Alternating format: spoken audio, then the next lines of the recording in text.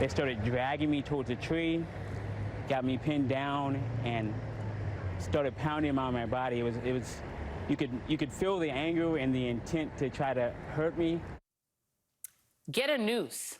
Those are the words that Vox Booker says that he heard a group of white men yell as they attacked him over the 4th of July weekend near Bloomington, Indiana. Booker, who was a member of his county's Human Rights Commission, calls it an attempted lynching. He says the group accused him and a friend of trespassing on private property, which he denies, before beating him and yelling other racial slurs. Booker credits a group of bystanders who intervened with saving his life. They also began filming the incident. Take a look.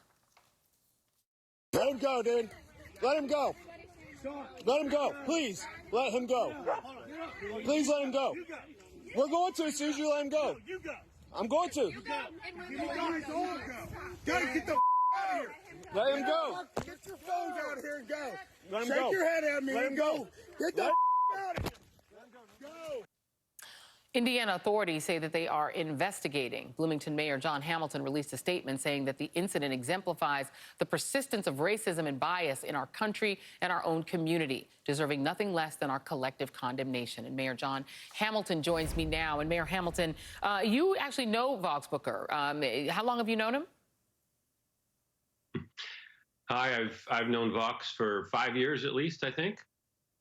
And when this happened, the thing I think for a lot of people, somebody sent me the Facebook post that he created, and it was alarming to watch it happen. And watching the hostility that you saw by those men attacking somebody who is a upstanding member of the community, it surprised me that nobody was arrested.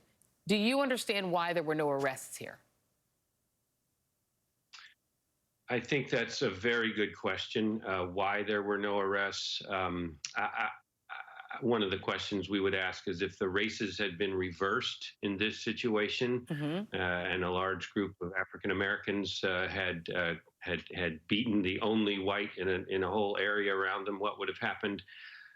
I can say at this point, we are committed to make sure that the justice system works. I've been in touch with the federal system and the local system, and while I may differ on what should have happened that night, we want to make sure that justice is done for Mr. Booker. It's critically important. Right, and so hopefully there is an opportunity that there may be some arrests, because had they succeeded and had these witnesses not been there, he could have been lynched right there in the woods, no?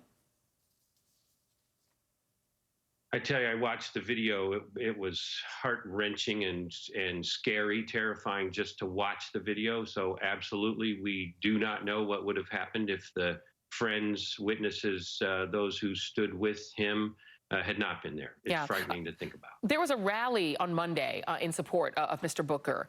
And one of the things that happened at that rally is that somebody hit one of the ralliers with a car, drove into some of the demonstrators, which is a thing that we've seen the racist far right do. We saw it happen in Charlottesville, Virginia. Has anybody been arrested in that incident? There you can see the person who was hit, one of the woman who was hit being taken to the hospital. Have there been any arrests in that incident? You know, it's a small city. I knew the woman who was hit as well. No, there has not been an arrest made.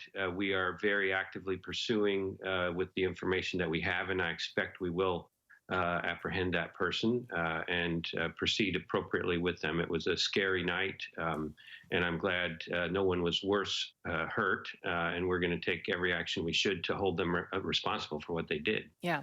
We know that, every place has a history, and we're not trying to characterize everything about Bloomington, but I mean, Bloomington does have a history that includes very active Klan membership in the 1920s and in the 1960s. At a certain point, a pretty high percentage, about 23.8% of all native-born white men in Monroe County, not far from Bloomington, were in the Klan as of 1920. And so there has been a lot of that kind of racist activity there, between the 1920s and the 1960s. Those people that were racist and that were Klansmen have kids, and those kids are walking around here. Do you have a problem in Bloomington with open racism, Klan membership, that kind of thing? Well, look, Bloomington's 200 years old, and for most of that history, like most cities in America, we were legally racist. We had racist laws. We have structural racism still present in our community. We're a very progressive liberal college town now, but absolutely those legacies still exist. We have very aggressive reporting of bias incidents. We have bias incidents every year of people reaching out and doing the wrong thing, and it's really important. You know, the COVID virus you talked about has hit a lot of us. We have a social virus of racism that has been around for centuries, and it's still here. There's also some policing issues. There's a Black Bloomington man who was stopped last week by the police while walking in his own neighborhood. There's a lot that's going on. Are you looking at your police department as well? Well, let me be clear, that was done not by my police department, by a neighboring sheriff's department, as was the decision on arresting at the lake was not by my police department. But the point is this, absolutely every police department and every law enforcement agency in the country, we ought to be asking questions. We believe very strongly in transparency and accountability and training and all those things, but everyone should be asking questions about all our law enforcement to make sure we get better. Well, thank you so much for just being so open about all of that. Really appreciate your time tonight. Bloomington, Indiana Mayor John Hamilton, thank you so much, and we'll be right back.